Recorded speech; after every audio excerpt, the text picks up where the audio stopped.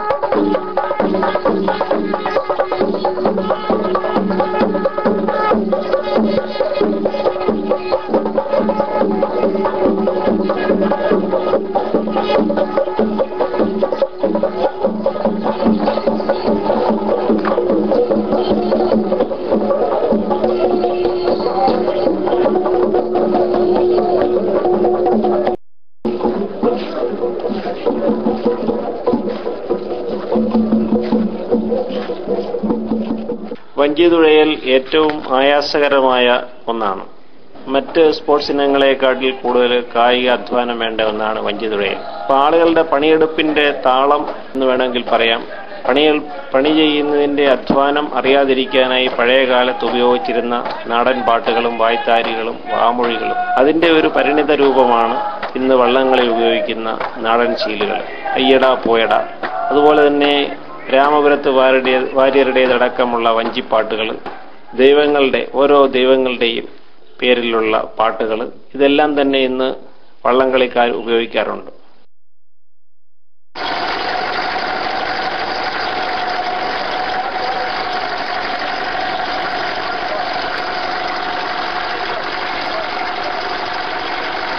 കുട്ടനാട്ടിലെ ജനങ്ങളുടെ ഏറ്റവും പ്രധാനപ്പെട്ട ഒരു ദേശീയ ഉത്സവം തന്നെയാണ് ഈ വള്ളംകളി എന്ന് പറയുന്നത്. ഇതിന് ഭൂമിശാസ്ത്രപരമായ പ്രാധാന്യം വളരെയധികമുണ്ട്. കുട്ടനാട് വെള്ളത്താൽ ചുറ്റപ്പെട്ട ഒരു ദ്വീപാണ്. അപ്പോൾ അവിടുത്തെ ആളുകളുടെ ജീവിതത്തിന്റെ താളമാണ് ഈ വള്ളംകളിയിലൂടെ നിഴലിക്കുന്നത്. ഇന്ന് നെഹ്റു ട്രോഫി വള്ളംകളിയുടെ 2007 മത്സരത്തെ സ്വാധീനിക്കാൻ കഴിയുന്ന നല്ലൊരു പെർഫോമൻസ് കറക്റ്റ് സ്പോട്ടിലിട്ട്, ഇന്നലെ വരെ നമ്മൾ ഇച്ചിരി അങ്ങോട്ടും ഇങ്ങോട്ടും വ്യത്യാസം ഉണ്ടായിരുന്നു. കുറച്ച് ഇറക്കിയെടുക്കും, കുറച്ച് ഇറക്കി അവസാനിപ്പിക്കും. അത് പാടില്ല. ഇന്ന് കറക്റ്റ് സ്പോട്ടിലിട്ട് UBC കൈനകരിയുടെ ചരിത്രത്തിലില്ലാത്ത നിലയിൽ 8ഉം 10ഉം ട്രയൽ നേടിയ ടീമിന്റെ കരുത്തെന്താണെന്നും ആർജവത്വം എന്താണെന്നും തെളിയിച്ചു കൊടുക്കാൻ പറ്റുന്ന രീതിയിൽ ഒരു ഉഷീരൻ പെർഫോമൻസ് ഇന്ന് പുറത്തെടുക്കാൻ നിങ്ങളെ കൊണ്ട് പറ്റുമോ? ആ ഒരു ഉറച്ച വിശ്വാസം ഈ കളിക്ക് കൊടുത്തുകൊണ്ട് ബാക്കിയുള്ള കാര്യങ്ങൾ നടക്കട്ടെ.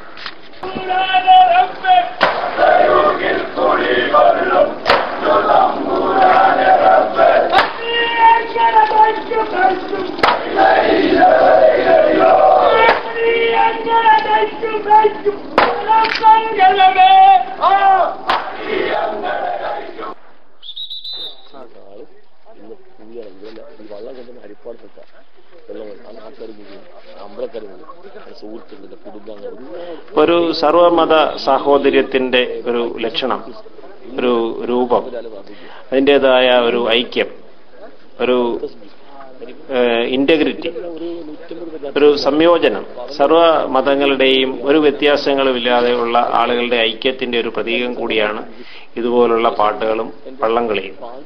അതുകൊണ്ടാണ് എല്ലാ രീതിയിലുള്ള പാട്ടുകൾ ഉപയോഗിക്കുകയും വള്ളംകളിയുടെ പരിശീലനത്തിന് ശേഷം മത്സരത്തിൽ പങ്കെടുക്കുന്നതിന് തൊട്ടുമുമ്പ് അമ്പലങ്ങളിലും പള്ളികളിലും പോയി വള്ളത്തേൽ മാലയിട്ടിട്ട് മത്സരത്തിനെത്തുന്നതും.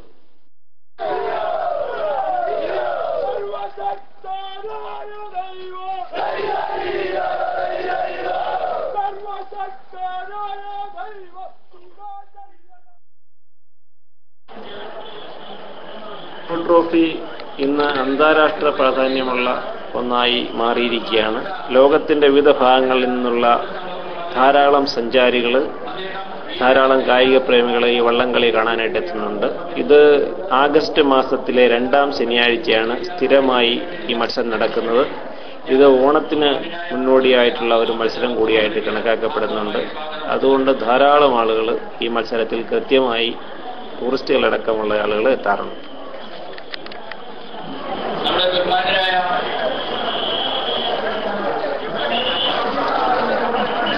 ഒരു ചുണ്ടൻ വള്ളത്തിൽ 100ഓളം തുഴക്കാരുണ്ട്. ഈ തുഴക്കാരുടെ തുഴ വളരെ ശക്തിയായ രീതിയിൽ ആക്കുന്നതിനായി വള്ളത്തിൽ തന്നെ വെടിത്തടി എന്ന് പറയുന്ന ഒന്നുണ്ട്. ആ വെടിത്തടിയിൽ ശക്തിയായി ഇടിച്ച് ശബ്ദം കേൾപ്പിക്കുകയും ആ ശബ്ദത്തിനൊത്ത് പാട്ട് പാടിയാണ് വള്ളത്തിന്റെ ഗതി മുന്നോട്ട് നിയന്ത്രിക്കുന്നത്. ഇതിനൊപ്പം തന്നെ 6 പങ്കായക്കാരുണ്ട്. പങ്കായക്കാരെ കൂടാതെ 10 നിലകാരുണ്ട്. അവരാണ് കൂടെ പാട്ട് പാടുന്നത്. അപ്പോൾ ഒരു പാട്ടുകാരനും ഒരു ചെണ്ടക്കാരനെ പോലെ ഒരു ഇടിക്കാരനും ഒപ്പം 10ഓളം കൂടപ്പാട്ടുകാരും 5 പങ്കായക്കാരും കൂടിയാണ് വള്ളം നിയന്ത്രിക്കുന്നത്. നമ്മുടെ ബഹുമാന്യരായ എംഎൽഎമാർ ശ്രീ